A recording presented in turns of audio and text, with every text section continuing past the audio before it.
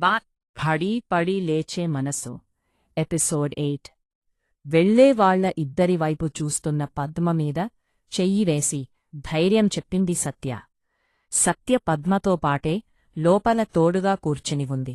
అప్పుడే తను కంగారుగా వెళ్ళిపోయింది అని ఫోన్ చేశారు తల్లిదండ్రులు.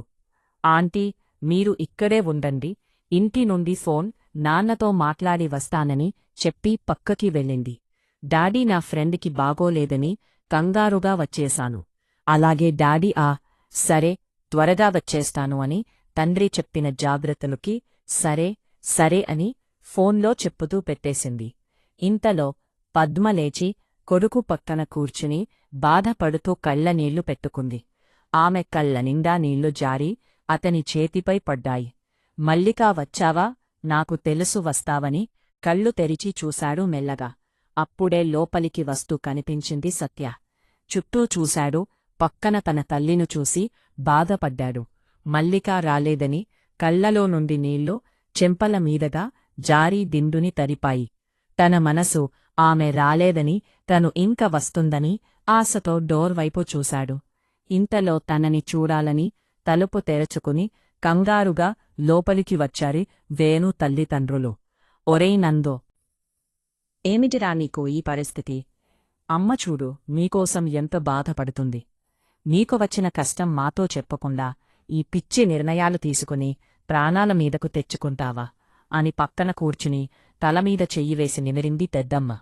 వేణుకంటే చిన్నవాడివి అయినా నువ్వు అయిన బుద్ధిగా ఆగిపోయిన చదువు పూర్తిచేసి మంచి ఉద్యోగంలో స్థిరపడి చేతుల నిండా డబ్బును సంపాదిస్తూ మీ నాన్నకి అమ్మకి చెదోడువాడోడుగా ఉంటావని సంతోషపడ్డాము. కాని అంతలోనే నీకు ఏమీ కష్టం వచ్చిందనిరా జీవితం పాడు చేసుకుంటున్నావు అని చెయ్యి పట్టుకుని అడిగారు నందు పెద్దనాన్న. నందు సమాధానం చెప్పకుండా శూన్యంలోకి చూస్తూ మౌనంగా ఉండిపోయాడు. అతని కళ్ళ నిండా నీళ్లు మాత్రం అతని గుండెలో ఎంత బాధ ఉంది ఆ పరిస్థితికి వచ్చాడు అన్నట్టు కనిపిస్తున్నాయి. సత్య అతనికి ఏమి చెప్పి ఓదార్చాలో తెలియక దూరంగా నిలబడి చూస్తుంది. తనని చూసి మాట్లాడి పద్మను ఓదార్చి తిరిగి ఇంటికి వెళ్తూ అప్పటి వరకు ఏడుస్తూ అందరూ అలా ఉండకూడదు అని దగ్గరకి వచ్చి పక్కన కూర్చుని ఉన్న సత్యను చూసి, ఈ అమ్మాయి ఎవరు పద్మా అని వింతగా చూసి అడిగింది. కొడుకు కోలుకుని సత్యతో మాట్లాడుతుంటే కొంచెం పరవాలేదు అనిపించి బయటికి వచ్చి, తన నందు ఫ్రెండ్స్ సత్య, ఆ అమ్మాయి వల్లే వాడు బాగుపడ్డాడు.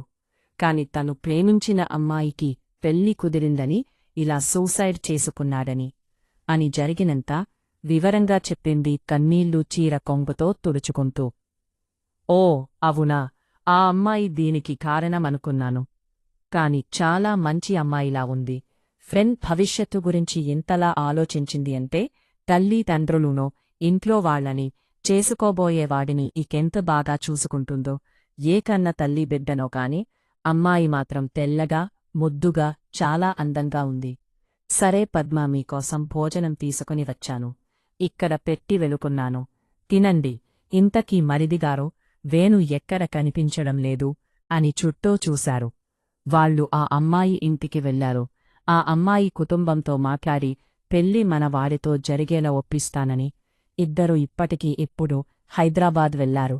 కాని నాకు ఎందుకో వాళ్లు వెళ్లిన దగ్గర నుండి ఏదో కీడు సంభవిస్తుందని మనసు పీకుతోంది అని గుండెమీద చెయ్యి వేసుకుని అక్కరే ఉన్న కుర్చీలో కూర్చో పడింది.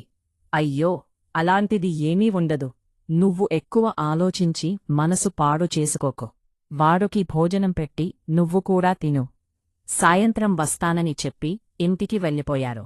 Story is continue. Subscribe to our channel. Thanks for watching.